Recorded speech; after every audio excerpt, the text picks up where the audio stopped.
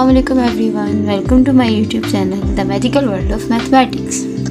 तो last video में हमने कुछ डेफिनेशंस पढ़ी थी। अब जो हमारी एक्सरसाइज 1.2 है उसमें हम उन डेफिनेशंस को अप्लाई करेंगे। ठीक है, तो पहला क्वेश्चन आपके पास है, from the following matrices identify unit matrices, row matrices, column matrices and null matrices.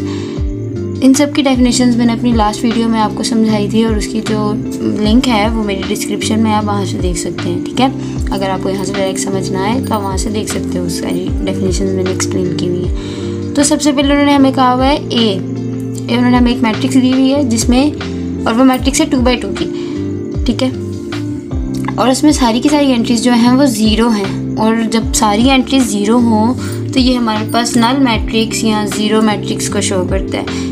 Null matrix और ज़ीरो मैट्रिक्स की डेफिनेशन में आता है कि उसकी सारी की सारी एंट्रीज जो हैं वो ज़ीरो होती हैं। तो हमारे पास जो ए मैट्रिक्स है वो नल मैट्रिक्स है। उसके बाद जो बी मैट्रिक्स है उसमें हमारे पास एक सिंगल रो बन रही है, और हमने ये पढ़ा हुआ था कि अगर आपके पास सिर्फ एक सिंगल रो बने, कॉलम्स चाहे जितने मर्जी बने, तो हमारे पास जो मैट्रिक्स होती है वो रो मैट्रिक्स होती है। तो बी आपके पास रो मैट्रिक्स है।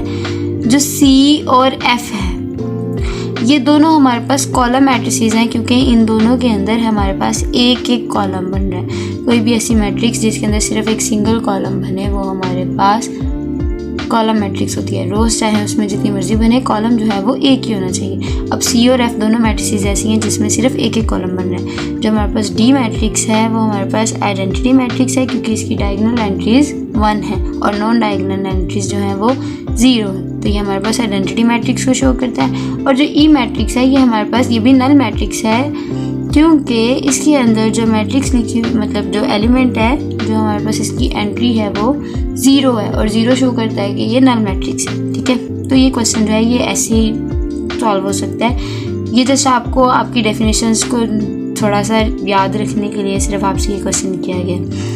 उसके बाद है, from the following matrices identify square matrices, rectangular, row matrices, column matrices, identity matrices and null matrices. वही क्वेश्चन है, वही डायरेक्ट डेफिनेशन है, आपको वो सारी पता होनी चाहिए, तो आप इजीली इन मैट्रिसेस में से इनको अलग-अलग निकाल सकते हो। जैसे कि जो आपके पास फर्स्ट वाली है, ठीक है, उसके बाद जो आपके पास 5 वाली है, और उसके बाद जो आपके पास फिलहाल यही दो, जो फर्स्ट और 5 है, ये दोनों आपके पास जो हैं वो रेक्टेंगुलर मैट्रिसेस है, क्योंकि उन दोनों के अंदर नंबर ऑफ रोज जो हैं वो नंबर ऑफ कॉलम्स के इक्वल नहीं है। तो ये हमारे पास रेक्टेंगुलर मैट्रिसेस की डेफिनेशन को फॉलो करता है। उसके बाद जो आपके पास सी वाली है, जो आपके पास सेकेंड कॉलम है, ठीक है, सेकेंड वाली, और जो 7 वाली है, ये दोनों की दोनों आपके पास कॉलम मैट्रिसेस हैं, क्योंकि इनमें सिंगल सिंगल कॉलम है। उसके बाद आपके पास थर्ड पे जो मैट्रिक्स है वो स्क्वायर मैट्रिक्स है। इसमें आपके पास 2x2 ऑर्डर की एंट्रीज गिवन है, नंबर ऑफ रोज जो है वो नंबर ऑफ कॉलम्स के इक्वल है। जो 4 वाली है वो आइडेंटिटी मैट्रिक्स है, एज एफ के डायगोनल एंट्रीज जो हैं वो 1 है और नॉन डायगोनल एंट्रीज जो हैं वो 0 हैं। उसके बाद जो आपके पास 6 वाली है वो रो मैट्रिक्स है, सिंगल रो शो हो रही है। ठीक है, और जो 9 वाली है वो नल मैट्रिक्स है, क्योंकि उसमें सारी की सारी एंट्रीज जो हैं वो 0 है।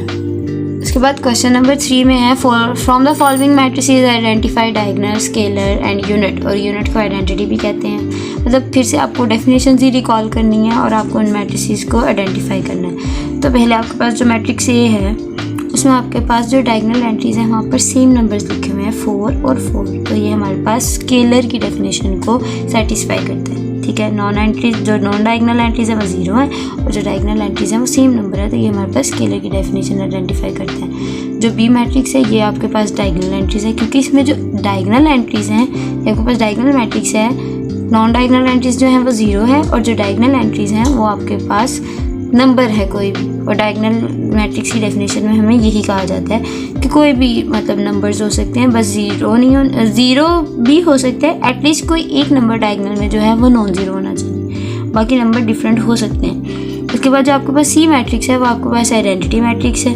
ठीक है, वो हमें इसको देखने से ही पता चल जाता है, इसकी डायगोनल एंट्रीज 1 है, नॉन डायगोनल एंट्रीज जो है वो 0 है। उसके बाद जो आपके पास डी मैट्रिक्स है वो भी आपके पास डायगोनल मैट्रिक्स है, क्योंकि इसकी डायगोनल एंट्रीज में एक एंट्री जो है वो नॉन ज़ीरो है, और ये हमारी डायगोनल की डेफिनेशन को सेटिस्फाई करती है।